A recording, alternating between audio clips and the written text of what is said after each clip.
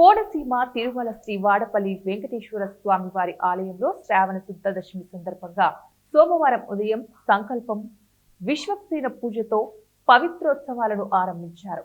అనంతరం పునీహావచనము, ఋత్విక్వరణ, దీక్షాధారణ, అకల్మష హోమం, నీరాజన, మంత్రపుష్పములు, తీర్థప్రసాద వితరణ తదితర కార్యక్రమాలను నిర్వహించారు.